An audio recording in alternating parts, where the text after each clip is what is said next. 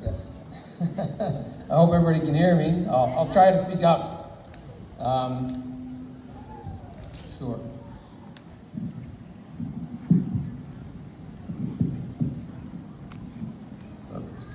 Okay.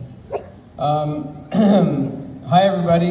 I'm going to do a lot of reading from my notes here. I used to be able to do this without looking at my papers, but I'm going to be looking at my papers today. So, thank you for coming out today, and thank you to the Alzheimer Society and PEI for inviting me to speak.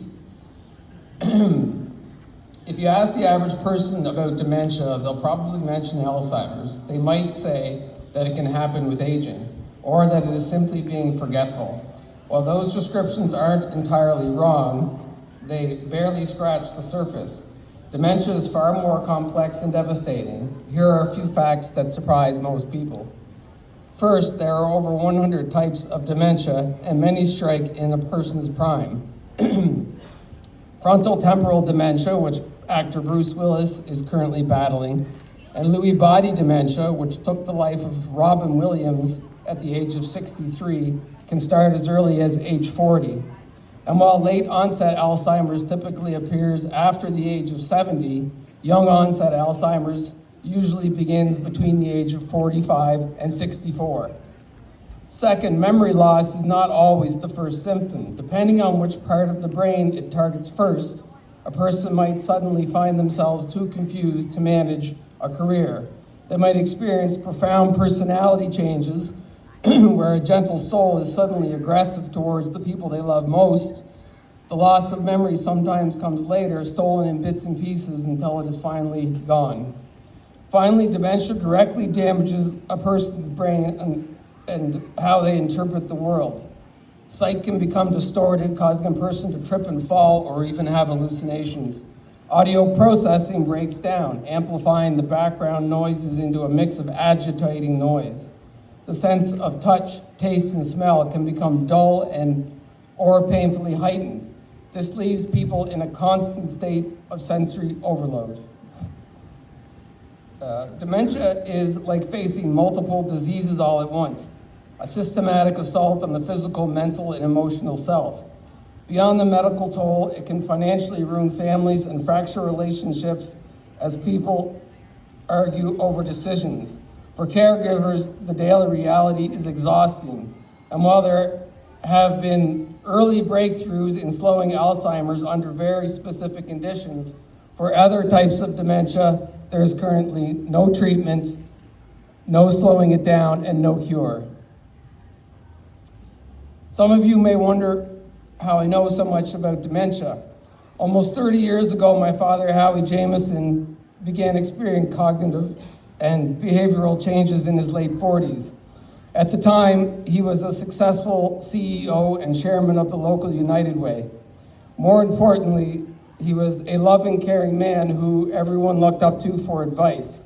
After many medical tests, he was diagnosed with young onset dementia. Within a short span of time, he lost his job, his driver's license, the ability to use his tools, and the ability to care for his horses. The gentle father we knew became physically aggressive and hostile, often lashing out at us. Over time, he spoke less and less until he stopped talking altogether.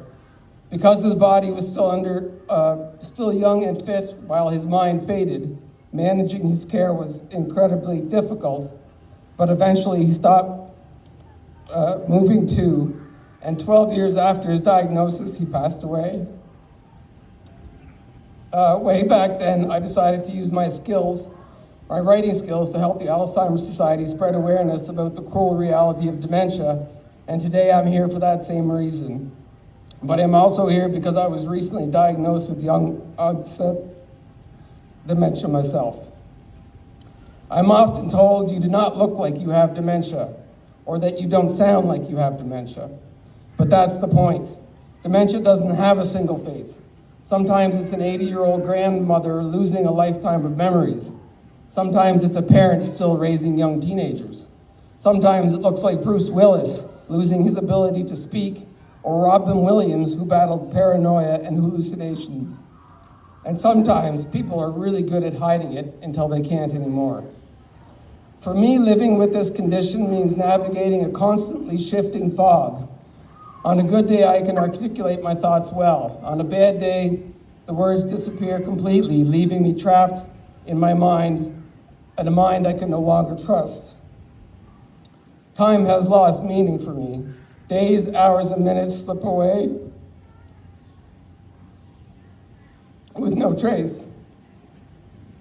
Did I eat today, or was that yesterday? The world outside has become loud, too chaotic, and too fast to process. Sorry. It's okay, Dad. Let's back that up. The world outside has become too loud, too chaotic, and too fast to process, so I retreat to the safety of my home. Just recently, I swore at strangers in a grocery store, but I have no idea why.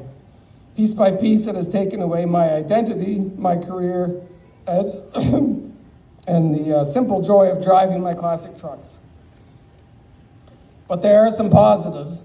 I recently realized that I've been watching the same television show repeatedly over and over again as if I have never seen it before, so that is a plus. And thankfully, I have a very amazing, supportive family that are here today. I also want to address some particularly hurtful misconceptions about dementia. While a healthy lifestyle is always important, dementia cannot be cured by eating salads, drinking smoothies, or exercising. I had no control over developing what for me is likely hereditary dementia. Yet people still suggest that I should have done more crossword puzzles and eaten better. I frequently hear comments like, "I forget things all the time, Richard. I must have dementia too." Remarks like this force me to constantly justify my reality by explaining to the many horrifying situations I experience daily and the countless doctor's appointments, cognitive assessments, and neurological exams that led to my diagnosis. You would never talk to someone with cancer and say, "You should have eaten more vegetables," or "Are you sure it just isn't stress?" Yet dementia patients hear these types of comments all the time.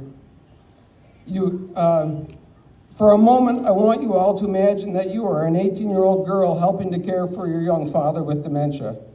Over several years, dementia quietly erases the father that you love, leaving behind only the physical form. You are left with the exhausting daily reality of physical care while simultaneously grieving because the parent that you knew is gone. This is why they sometimes say that dementia is the cruel, long goodbye. My intention today isn't to scare you or make you sad, but I am trying to make sure that people understand how devastating dementia truly is so that we can garner the support we all need and the respect that we deserve. Before I close, I want to speak directly to any caregivers here today. And those could be caregivers not just for people with dementia, but really for any illness. I want to let you know that it's okay to be frustrated, it's okay to be overwhelmed, and it's even okay to be angry. You do not have to pretend that everything is fine, and you can let others help you. People with dementia aren't always able to express their feelings, but I think that most would say that they do not want their loved ones to suffer, so please take care of yourselves. Thank you for walking today. Please continue to support organizations like the Alzheimer Society. We need your support. We need you to help support us, to advocate for us, and eventually to help find a cure for all types of dementia. Thank you.